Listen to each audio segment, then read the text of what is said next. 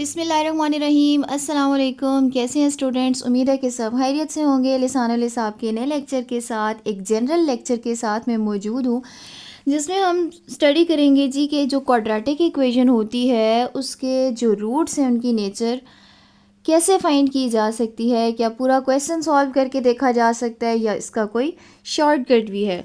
तो चलते हैं जनाब, अपने टॉपिक को स्टार्ट करते हैं और देखते हैं कि नेचर यानी वो रूट्स किस टाइप के हैं, ये देखने का क्या तरीका है।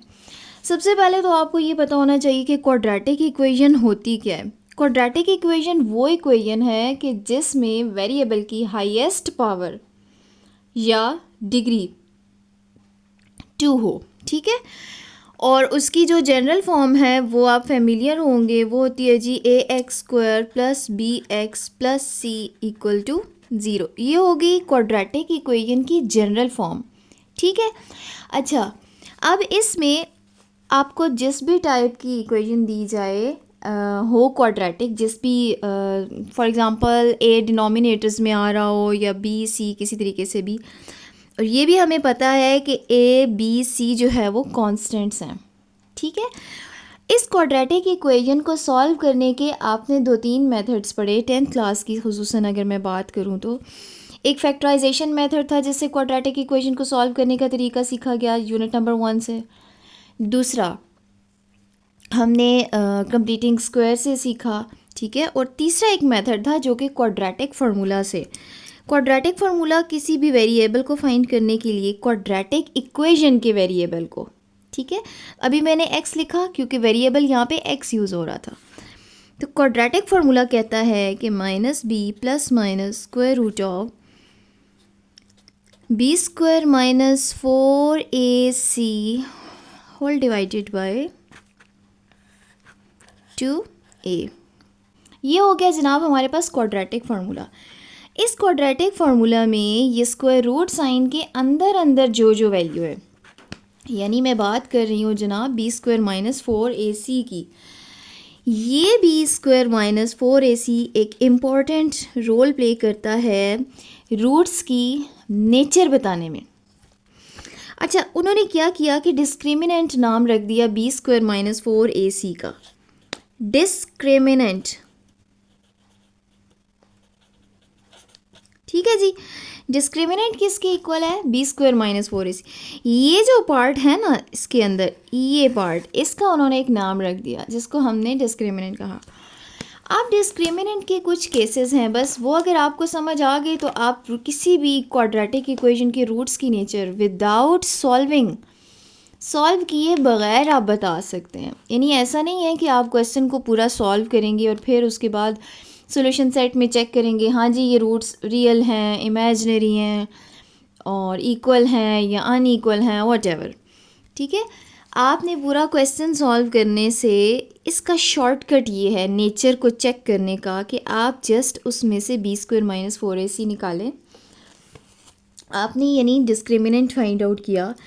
अगर आपके पास ये डिस्क्रिमिनेंट यानी b² - 4ac एक पॉजिटिव नंबर आ जाए या ग्रेटर देन 0 भी आप कह सकते हैं, पॉजिटिव आ जाए, तो फिर आप ये कहेंगे कि रूट्स की नेचर क्या है, कि रूट्स जो हैं वो अनइक्वल है, ठीक है। इसके अलावा इम्पॉर्टेंट बात, वो रियल हैं। अनइक्वल, देखिए मैं अनइक्वल की भी आपको एक्सप्लेनेशन देती हूँ। रियल है, ठीक है। अनइक्वल का मतलब ये, सपोज आपके पास 2 रूट्स आए, अगर मैं कहूँ कि एक सपोज 2 आ गया और दूसरा -4/5 आ गया, ये कुछ और नंबर है, ये कुछ और नंबर है, अनइक्वल हो गए, ठीक है। दूसरी बात ये कि ये रियल हैं, रियल नंबर्स हैं, पॉजिटिव हुआ, नेगेटिव हुआ, नेचुरल हो, इंटीजर हो, कुछ भी हो, हैं तो ये रियल नंबर्स। इसके अलावा इंफॉर्मेशन में वो ये कहता है कि डिस्क्रिमिनेंट अगर आपके पास ग्रेटर देन 0 हो, this is the first case, okay. तो इस केस में आपके पास आप b² - 4ac को ज़रा ये भी चेक कर लें कि क्या वो एक परफेक्ट स्क्वायर नंबर है। अगर तो वो एक परफेक्ट स्क्वायर नंबर है, अब मैं आपको इसकी भी एग्जांपल दे देती हूँ। फॉर एग्ज़ाम्पल आपके पास आपने चेक किया बी स्क्वायर माइनस 4ac और आपके पास आंसर आया जी 25। This is a perfect square number. 5 का स्क्वायर है, या 49 कर लें, परफेक्ट स्क्वायर नंबर है, ठीक है, या 625 कर लें, परफेक्ट स्क्वायर नंबर है।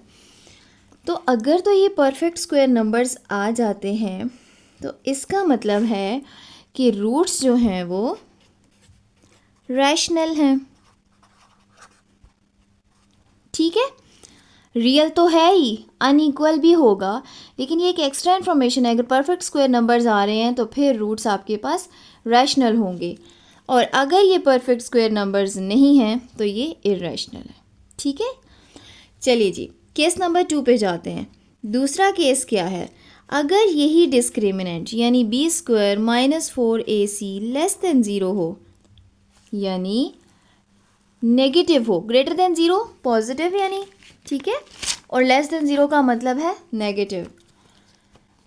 तो अगर ऐसा हो तो इसका मतलब है कि रूट्स की क्या नेचर होगी। रूट्स हैं जी आपके पास इस केस में अनइक्वल, और इसके साथ साथ इमेजिनरी।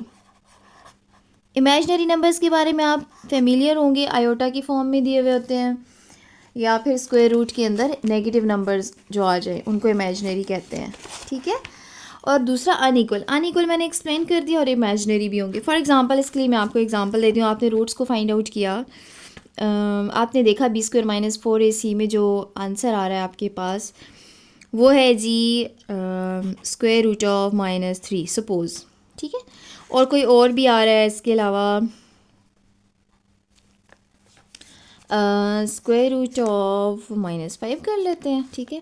ये दूसरे लफ्ज़ों में है 3 आयोटा, और ये है जनाब 5 आयोटा, ठीक है। तो यहाँ पे आपके पास रूट्स अनइक्वल भी हैं और इमेजिनरी भी हैं। ये हो गया दूसरा केस। इसके अलावा अगर आपके पास यही डिस्क्रिमिनेंट, तीसरा केस ये कहता है कि अगर ये डिस्क्रिमिनेंट यानी B square minus 4ac exactly equal आ जाए 0 के, फिर आपका क्या मतलब होगा, रूट्स कैसे होंगे। तो जनाब उस केस में आपके पास रूट्स रियल तो होंगे ही, इसके साथ साथ इक्वल होंगे।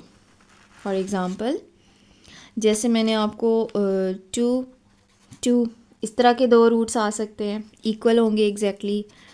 Square root of 3, square root of 3, ठीक है, रियल होंगे, आयोटाज में नहीं होंगे।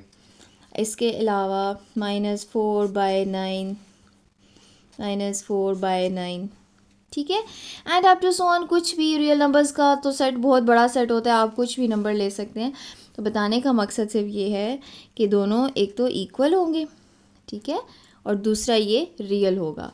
ये 3 केसेस हैं जनाब, ये आपको बताते हैं रूट्स की नेचर क्या है।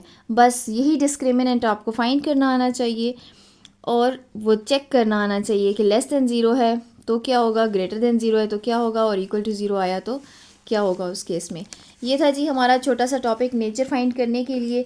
किसी भी किस्म का कोई भी क्वेश्चन हो, या अगर आप चाहते हैं कि इसका प्रूफ कैसे है, तो 10th क्लास के नोट्स में आपके पास यूनिट नंबर 1 पे मैंने सॉल्व करवाई हुई हैं एक्सरसाइजेस, आप यूनिट नंबर 1 से चेक कर लें।